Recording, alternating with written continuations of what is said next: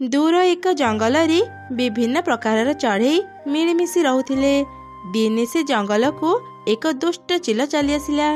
अरे वाह, ए जंगल रे तो बहुत चढ़ई अछंती।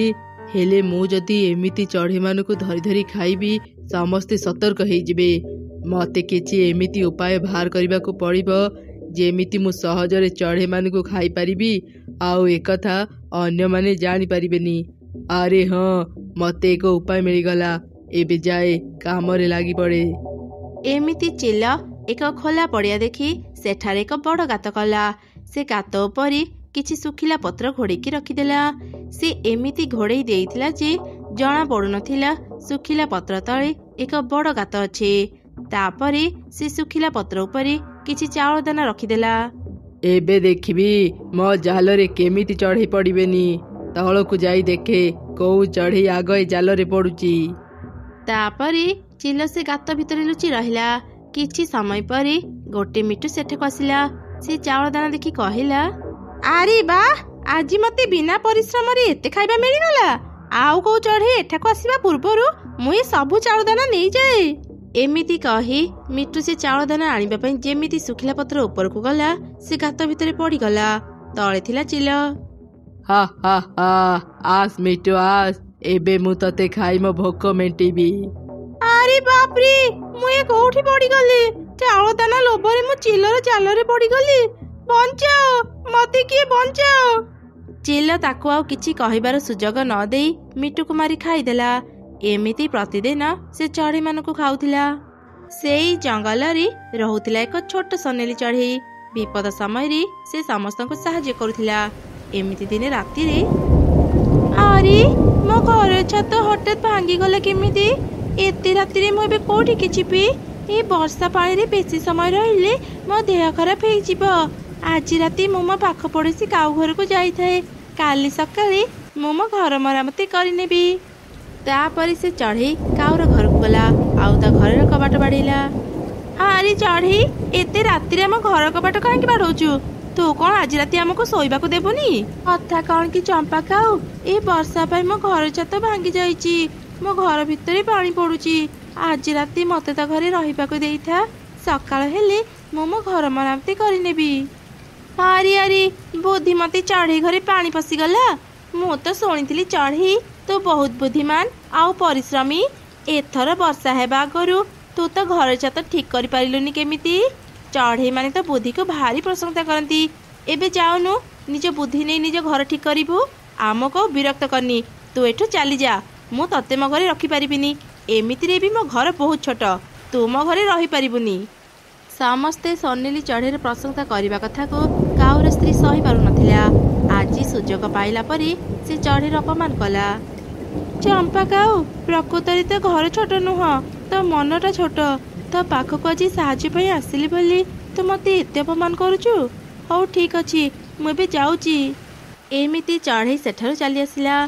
किछि दूर आसिला परी तार नजर एक कदली गछ ऊपर पड़िला। अरे कदली पत्र तो बहुत बड़। आज राति मु एठू गोटे कदली पत्र नहीं मो भंगा छत ऊपर रखी दिए। किछि समय पाई हेले मो घरे पानी पड़िबनी। एमिति चिंता करी चढ़ई गोटे कदली पत्र तोड़ी नहीं निज घर छतरे रखिदेला।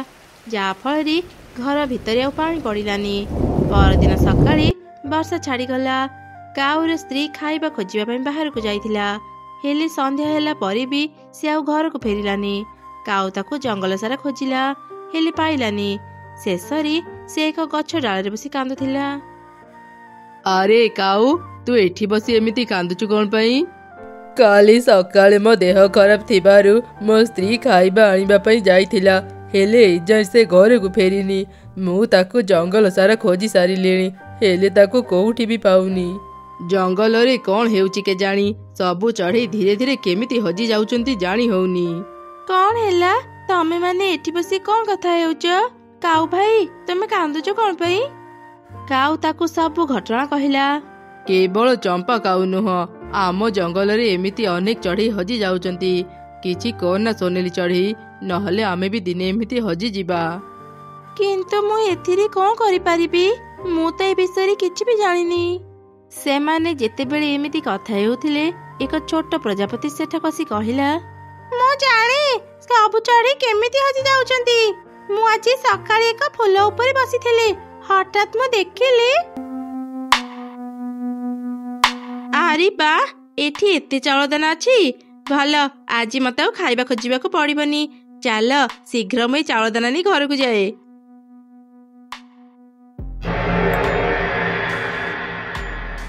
ଆରେ ଆରେ, ଏ ଚମ୍ପା କାଉ କୋଉଠି ପଡିଗଲା? ଏମିତି କଣ ଚିତ୍କାର ଶୁଭୁଛି? ମୁଁ ଯାଇ ଦେଖେ। ତାପରେ ମୁଁ ସେ ଶୁଖିଲା ପତ୍ର ପାଖକୁ ଯାଇ ଦେଖିଲି ସେଠି ଗୋଟେ ବଡ ଗାତ ଅଛି। ସେ ଗାତ ତଳେ ଗୋଟେ ଚିଲ ଚମ୍ପା କାଉକୁ ମାରି ଖାଉଥିଲା। ଆରେ ଆରେ, ଏ ଚିଲ ତାହେଲେ ଏଠି ଜାଲ ବିଛେଇ ଚଢ଼େଇ ମାନଙ୍କୁ ଖାଉଛି। ମୁଁ ଯାଏ ଜଙ୍ଗଲର ସମସ୍ତଙ୍କୁ ଏକଥା କହିଦିଏ। ସେଥିପାଇଁ ଚଢ଼େଇ ମୁଁ ଶୀଘ୍ର ତମମାନଙ୍କୁ ଏକଥା କହିବା ପାଇଁ ଚାଲି ଆସିଲି। ହେ ଭଗବାନ, ସେ ଚିଲ ଏଇ ଜଙ୍ଗଲକୁ କେମିତି ଚାଲି ଆସିଲା? ଏତେ ଦିନ ହେଇଗଲାଣି, ଆମେ ଏକଥା ଜାଣିପାରିଲେନି କେମିତି? ସୋନେଲି ଚଢ଼େଇ, ଆମେ ଜାଣୁ ତୁ ଆମ ସମସ୍ତଙ୍କଠୁ ବେଶୀ ବୁଦ୍ଧିମାନ। କିଛି କର ଚଢ଼େଇ, ନହେଲେ ସେ ଚିଲ ଆମକୁ ବି ଖାଇଦେବ। ତମେ ମାନେ ଚିନ୍ତା କରନି, ସେ ଚିଲକୁ ମାରିବା ପାଇଁ ମୋ ପାଖରେ ଏକ ଉପାୟ ଅଛି। ଆଗ ସମସ୍ତଙ୍କୁ କହିଦେବ, କିଛି ଦିନ ପାଇଁ ଚିଲ ରହୁଥିବା ସେ ଖୋଲା ପଡ଼ିଆକୁ କେହି ବି ଯିବେନି। ଏବେ ମୋ ଉପାୟ ଶୁଣ। ଏମିତି ସେମାନେ ଚିଲକୁ ମାରିବା ପାଇଁ ଏକ ଯୋଜନା ବନିଲେ। ସବୁ ଚଢ଼େଇ ଚିଲ କଥା ଜାଣିବା ପରେ କେହି ବି ଆଉ ସେ ଖୋଲା ପଡ଼ିଆ ପାଖକୁ ଗଲେ ନାହିଁ। ଅନେକ ଦିନ ଧରି ଚିଲ ଚଢ଼େଇ ମାନଙ୍କୁ ନ ଖାଇପାରି ଅନେକ ଚିନ୍ତାରେ ପଡ଼ିଗଲା। କଥା କଣ? ଅନେକ ଦିନ ଧରି ଚଢ଼େଇ ମାନେ ଏଠାକୁ ଆଉ ଆସୁନାହାନ୍ତି କାହିଁକି? ମୋ କଥା କେହି ଜାଣିଗଲେନି ତ? ସେ ଏମିତି ଚିନ୍ତା କରୁଥିବା ସମୟରେ ସେଇ ଛୋଟ ପ୍ରଜାପତି ଚିଲ ପାଖକୁ ଆସିଲା। ଚିଲ ଆଜ୍ଞା, ଆଉ ଆପଣ ଏଠି ଚଢ଼େଇ ମାନଙ୍କୁ ପାଇବେନି। ହେଲେ ମୁଁ ଏକ ଏମିତି ଜାଗା ଜାଣିଛି ଯୋଉଠିକି ଗଲେ ଆପଣ ଅନେକ ଚଢ଼େଇଙ୍କୁ ଖାଇପାରିବେ। ସେଇଟା କୋଉ ଜାଗା? ମତେ ଶୀଘ୍ର କହ, ନହେଲେ ଏବେ ମୁଁ ତତେ ମାରିଦେବି। ନା ନା, ମତେ ମାରନି, ମୁଁ ଆପଣଙ୍କୁ ସାହାଯ୍ୟ କରିବା ପାଇଁ ହିଁ ଆସିଛି। ଏଠାରୁ କିଛି ଦୂରରେ ଏକ ଫଳ ବଗିଚା ଅଛି। ସେଠାକୁ ଗଲେ ଆପଣ ଅନେକ ଚଢ଼େଇଙ୍କୁ ଧରି ଧରି ଖାଇପାରିବେ।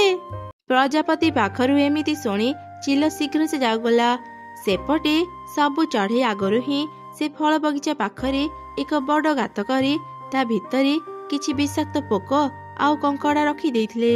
ତାପରେ ସୋନେଲି ଚଢ଼େଇ କିଛି ଶୁଖିଲା ପତ୍ର ଆଣି ଗାତ ଉପରେ ରଖିଦେଲା। ସେ ଏକ ଫଳ ଖାଇ ଖାଇ ସେଠି ଛିଡ଼ା ହେଇ ରହିଲା। ଅନ୍ୟମାନେ ଗଛ ଉପରେ ଲୁଚି ଚିଲକୁ ଅପେକ୍ଷା କରି ରହିଲେ। ଏଇ ତ ଆଗରେ ଗୋଟେ ଚଢ଼େଇ ଛିଡ଼ା ହେଇଛି। ଏ ଚଢ଼େଇ ମତେ ଦେଖି ଏଠାରୁ ଯିବା ପୂର୍ବରୁ ଯାଏ ଶୀଘ୍ର ତାକୁ ଖାଇନିଏ। ଏମିତିରେ ବି କେତେ ଦିନ ହେଇଗଲାଣି ମୁଁ ଚଢ଼େଇ ଖାଇନି। ଏମିତି ଚିନ୍ତା କରି ଚିଲ ଚୁପ୍ ଚୁପ୍ ଚଢ଼େଇ ପାଖକୁ ଗଲା। ଚଢ଼େଇ ଜାଣିଥିଲା ଚିଲ ତା ପାଖକୁ ଆସୁଛି, ହେଲେ ସେ ତାକୁ ନ ଦେଖିଲା ପରି ଫଳ ଖାଉଥିଲା। ଚିଲ ଯେମିତି ସେ ଶୁଖିଲା ପତ୍ର ଉପରକୁ ଗଲା, ସେ ଗାତ ଭିତରକୁ ଖସି ପଡ଼ିଲା। ଗାତ ଭିତରେ ଥିବା ବିଷାକ୍ତ ପୋକ ଆଉ କଙ୍କଡ଼ା ଚିଲକୁ କାମୁଡ଼ିଲେ। ଆରେ, ଏ କଣ ହେଇଗଲା? ମୁଁ ନିଜ ଜାଲରେ ନିଜେ ହିଁ ପଡ଼ିଗଲି। ବିଷାକ୍ତ ପୋକ ଆଉ କଙ୍କଡ଼ାଙ୍କ ଯୋଗୁଁ କିଛି ସମୟରେ ହିଁ ଚିଲ ମରିଗଲା। ଦୁଷ୍ଟ ଚିଲ ପାଖରୁ ମୁକ୍ତ ହେଇ ସବୁ ଚଢ଼େଇ ଖୁବ୍ ଖୁସି ଥିଲେ ଆଉ ନିଜ ନିଜ ଘରକୁ ଫେରିଗଲେ।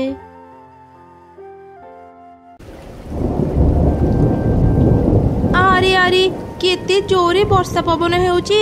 କାହିଁକି ଯେ ମୁଁ ବର୍ଷା ହେବା ଆଗରୁ ମୋ ଘରକୁ ମରାମତି କଲିନି?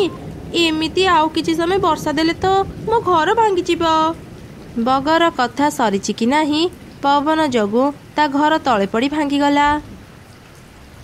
ଏଇ କଣ ସର୍ବନାଶ ହେଇଗଲା? ମୋ ଘର ଏଇ ପବନରେ ଭାଙ୍ଗିଗଲା।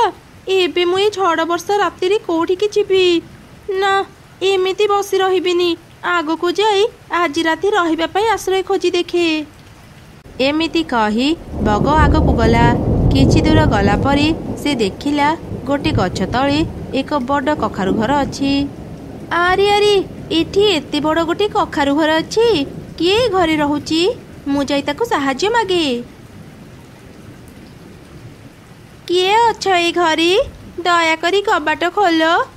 ଆରେ, କବାଟ ତ ଖୋଲା ଅଛି, ମୁଁ ଭିତରକୁ ଯାଏ।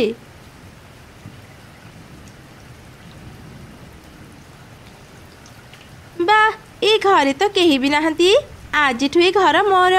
ଯଦି କାଲି କିଏ ଆସି ମତେ ଏ ଘର ମାଗେ, ମୁଁ ତାକୁ ଜମା ଦେବିନି। ସେଦିନ ରାତିରେ ବଗ ଆରାମରେ ସେ ଘରେ ଶୋଇଲା। ପରଦିନ ସକାଳେ ସେ କଖାରୁ ଘରର ମାଲିକ ରିନୁ ସେଠାକୁ ଆସିଲା।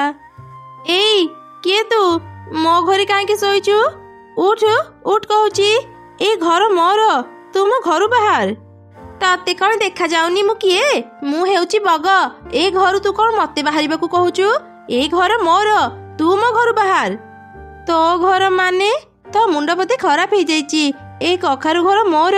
କାଲି ଗୋଟେ ଦିନ ପାଇଁ ମୁଁ ମୋ ଘର ଛାଡ଼ି ମାମୁଁ ଘରକୁ ଯାଇଥିଲି। ସେଇ ସୁଯୋଗରେ ତୁ ମୋ ଘରକୁ କବ୍ଜା କରି ନେଇ କହୁଛୁ ଏଇଟା ତୋ ଘର? ତୁ ଗୋଟେ ଚୋର। କଣ ହେଲା? ମୋ ଘରେ ଛିଡ଼ା ହେଇ ତୁ ମତେ ଚୋର କହୁଛୁ? ଏଇ ମୋ ବଡ଼ ଥଣ୍ଟ ଦେଖୁଛୁ? ମୋର ଏଇ ଥଣ୍ଟ ତ ଆଖିରେ ପୁରେଇ ତତେ ଅନ୍ଧ କରିଦେବି। ସାରା ଜୀବନ ତୁ କିଛି ଦେଖିପାରିବୁନି, ବୁଝିଲୁ? ସେମାନେ ଯେତେବେଳେ ଏମିତି ଝଗଡ଼ା କରୁଥିଲେ ସେତେବେଳେ ସେ ରାସ୍ତା ଦେଇ ସେ ଚଢ଼େଇର ସାଙ୍ଗ ଯାଉଥିଲା। ଏମିତି ପାଟିତୁଣ୍ଡ ଶୁଣି ସେ କଖାରୁ ଘର ଭିତରକୁ ଗଲା। ଆରେ ରିନୁ, ତୋ ଘରୁ ଏତେ ଚିତ୍କାର କାହିଁକି ଶୁଭୁଛି? ଆଉ ଏ ବଗ କିଏ? ତୋ ଘରେ ଇଏ କଣ କରୁଛି? ଦେଖ ନା ମିନୁ, ମୁଁ ଘରେ ନଥିବା ସମୟରେ ଏ ବଗ କୋଉଠୁ କେଜାଣି ଆସି ଜୋର କରି ମୋ ଘର ଦଖଲ କରି ନେଇଛି। ଯେତେ କହିଲେ ବି ଏଠୁ ଯାଉନି, ଓଲଟା ମତେ ଡରଉଛି। ଏ ବଗ, ତୁ ଯୋଉଠୁ ଆସିଥିଲୁ ସେଠାକୁ ଚାଲିଯା। ଏ ଘର ଚଢ଼େଇର, ତୁ ଏଠି ଜମା ବି ରହିପାରିବୁନି। ଏ ତୁ କିଏ ରେ? ଏ ଚଢ଼େଇର ଓକିଲାତି କରିବାକୁ ଚାଲି ଆସିଲୁ? ଦୁଇ ଜଣ ଯଦି ବଞ୍ଚିବାକୁ ଚାହୁଁଛ ଏଠୁ ଚାଲିଯାଅ, ନହେଲେ ମୁଁ ଖୁମ୍ପି ଖୁମ୍ପି ତମମାନଙ୍କ ମାଂସ ବାହାର କରି ଆଣିବି। ଏମିତି ଶୁଣି ଦୁଇ ଚଢ଼େଇ ଖୁବ୍ ଡରିଗଲେ। ଆରେ ରିନୁ, ଆମେ ବଗର ଥଣ୍ଟ ସହ ଲଢ଼େଇ କରି ପାରିବାନି। ଚାଲ ଏଠୁ ପଳେଇବା। ଆଜିଠୁ ତୁ ମୋ ଘରେ ରହିବୁ। ମୁଁ ତୋର ସାଙ୍ଗ। ମୁଁ ତତେ ବିପଦରେ ଛାଡ଼ି ଏକା କେମିତି ଯିବି? ଚାଲ ଏବେ ଯିବା। ଚଢ଼େଇ ବି ହାର ମାନିଯାଇ ତା ସାଙ୍ଗ ସହ ସେ ଘର ଛାଡ଼ି ଚାଲିଗଲା। ଏସବୁ ଦେଖି ବଗ ବହୁତ ଖୁସି ହେଇଗଲା। ସେଦିନ ପରଠାରୁ ସେ ଆରାମରେ ସେ ଘରେ ରହିଲା। ଦିନେ ସେ ମନରେ ଚିନ୍ତା କଲା, ଓହୋ, ଘରେ ବସି ବସି ଭାରି ବିରକ୍ତ ଲାଗିଲାଣି। କେତେ ଦିନ ହେଇଗଲାଣି ମୁଁ କାହା ସହ ଥଟ୍ଟା ମଜା କରିନି। ଆରେ ହଁ, ଚଢ଼େଇ ମାନଙ୍କୁ ହଇରାଣ କରିବା ପାଇଁ ମତେ ଏକ ଉପାୟ ମିଳିଗଲା। ଏବେ ମୁଁ ଯାଇ ତାଙ୍କ ପାଖକୁ। ଏମିତି କହି ବଗ ବାହାରକୁ ଗଲା। ସେ ଜଙ୍ଗଲ ସାରା ଉଡୁଥିଲା। କିଛି ଦୂର ଗଲା ପରେ ସେ ଦେଖିଲା ଏକ ଗଛ ଡାଳରେ କିଛି ଚଢ଼େଇ ବସି କଥା ହେଉଛନ୍ତି। ସେ ତାଙ୍କ ପାଖକୁ ଗଲା। ଆରେ ବଗ, ତୁ ଏଠାକୁ କାହିଁକି ଆସିଛୁ? ମତେ ମୋ ଘରୁ ବାହାର କଲା ପରେ ବି କଣ ତ ମନକୁ ଶାନ୍ତି ମିଳିଲାନି? ଏଠି ତୋର କିଛି କାମ ନାହିଁ, ଚାଲି ଯା ଏଠୁ। ଓହୋ ଚଢ଼େଇ, ଏତେ ରାଗୁଛୁ କଣ ପାଇଁ ଯେ? ମୁଁ ତୋ ସହ ଯାହା କରିଛି ତା ଭୁଲ କରିଛି। ସେଥିପାଇଁ ତ ମୁଁ ତମ ସମସ୍ତଙ୍କୁ କ୍ଷମା ମାଗିବାକୁ ଆସିଛି। ଆଜି ତମ ସମସ୍ତଙ୍କୁ ନିମନ୍ତ୍ରଣ ରହିଲା। ସନ୍ଧ୍ୟାରେ ସମସ୍ତେ ମୋ ଘରକୁ ଆସିବ। ମୁଁ ସମସ୍ତଙ୍କ ପାଇଁ ଖାଇବା ରୋଷେଇ କରିଥିବି। ସମସ୍ତେ ଖାଇବା ଖାଇସାରିଲା ପରେ ଚଢ଼େଇ, ମୁଁ ତତେ ତ ଘର ଫେରେଇ ଦେବି, ଆଉ ଏ ଜଙ୍ଗଲ ଛାଡ଼ି ବି ଚାଲିଯିବି। ଏମିତି କହି ବଗ ସେଠାରୁ ଚାଲିଗଲା। ବଗର ଏପରି ମିଠା ମିଠା କଥା ଶୁଣି ସବୁ ଚଢ଼େଇ ଭାବିଲେ ବଗ ବଦଳି ଯାଇଛି। ଆରେ ରିନୁ, ଲାଗୁଛି ଏ ବଗ ବଦଳି ଯାଇଛି। ସେ ବୋଧେ ନିଜ ଭୁଲ ବୁଝିପାରିଲା। ତା ମନ ରଖିବା ପାଇଁ ଆଜି ଆମେ ସମସ୍ତେ ତା ଘରକୁ ଯିବା। ହଁ, ମୁଁ ବି ସେଇ କଥା ଭାବୁଛି। ଠିକ ଅଛି, ମୁଁ ବି ତାହେଲେ ସବୁ କିଛି ଭୁଲି ଆଜି ତା ଘରକୁ ଯିବି। ଏମିତି ସେଦିନ ବିତିଗଲା। ସନ୍ଧ୍ୟା ହେଲା ପରେ ସବୁ ଚଢ଼େଇ ବଗର ଘରକୁ ଗଲେ। ଆରେ ଆରେ, ତମେ ସମସ୍ତେ ଆସିଗଲ? ବସ ବସ, ମୁଁ ସମସ୍ତଙ୍କ ପାଇଁ ଏବେ ଖାଇବା ଆଣି ଦଉଛି। ଆରେ ହଁ, ମୁଁ ଗୋଟେ କଥା କହିବାକୁ ଭୁଲି ଯାଇଥିଲି। ଆଜି ଆମେ ଖାଇବାର ପ୍ରତିଯୋଗିତା କରିବା। ତମେ ମାନେ ଜିତିଗଲେ ମୁଁ ଏ ଘର ଚଢ଼େଇକୁ ଫେରିଦେବି। ଆଉ ଯଦି ମୁଁ ଜିତିଯାଏ ତେବେ ଏ ଘରେ ମୁଁ ରହିବି। ଏମିତି କହି ବଗ ଦୁଇଟି ବଡ଼ ବଡ଼ ସରୁ ଲମ୍ବା କଳସିରେ ଖାଇବା ଆଣି ଚଢ଼େଇଙ୍କ ସାମ୍ନାରେ ରଖିଦେଲା। ଏମିତି ଦେଖି ଚଢ଼େଇମାନେ ବଗକୁ କହିଲେ, ବଗ, ଆମେ ଲମ୍ବା କଳସିରେ ଖାଇବା କେମିତି ଖାଇପାରିବୁ? ଆମକୁ ଥାଳିରେ ଖାଇବାକୁ ଦେ। ଏହେ, ମୁଁ ତ ଭୁଲି ଯାଇଥିଲି। ତମେ ସବୁ ଛୋଟିଆ ଛୋଟିଆ ପକ୍ଷୀ। ସତରେ ତମମାନଙ୍କ କଥା ଭାବି ମତେ ଭାରି ହସ ଲାଗୁଛି। ଏଇ ଦେଖ, ମୁଁ ଏ କଳସିରୁ କେମିତି ଖାଇବା ଖାଉଛି। ଏମିତି କହି ବଗ ନିଜ ଥଣ୍ଟକୁ କଳସିରେ ଭର୍ତ୍ତି କରି ସବୁ ଖାଇବା ଖାଇଦେଲା। ତମେ ମାନେ ତ କିଛି ବି ଖାଇବା ଖାଇଲନି। ସବୁ ଖାଇବା ମୁଁ ନିଜେ ଖାଇଲି। ହେଇଗଲା ନିମନ୍ତ୍ରଣ। ମୋ କହିବା ଅନୁସାରେ ମୁଁ ସବୁ ଖାଇବା ଖାଇ ଜିତି ଯାଇଛି। ଏବେ ତମେ ମାନେ ଘରକୁ ଫେରିଯାଅ। ଯାଅ ଯାଅ, ଆଉ ଛିଡ଼ା ହେଇ କାହିଁ ରହିଲ? ବଗର ଏପରି କଥା ଶୁଣି ସବୁ ଚଢ଼େଇ ଭୀଷଣ ରାଗିଗଲେ। ବାଃ ବଗ, ଆମେ ମାନିଗଲୁ। ସତରେ ତୁ ବହୁତ ବୁଦ୍ଧିମାନ। ଆମେ ବେକାରେ ତୋ ସହ ଲାଗୁଥିଲୁ। ତୋ ସହ ଆମେ କେବେ ବି ଜିତି ପାରିବୁନି। ବଗ, ତୁ ଆମ ସମସ୍ତଙ୍କଠୁ ବୁଦ୍ଧିମାନ। ସେଇ ଖୁସିରେ ଆମେ ତତେ ନିମନ୍ତ୍ରଣ କରୁଛୁ। କାଲି ସକାଳେ ବରଗଛ ପାଖକୁ ଆସିବୁ। ଆମେ ସମସ୍ତେ ମିଶି ସେଠି ଭୋଜି କରିବା। ଭଲ ହେଲା, ତମେ ସବୁ ଛୋଟିଆ ପକ୍ଷୀ ନିଜ ଭୁଲ ବୁଝିପାରିଲ।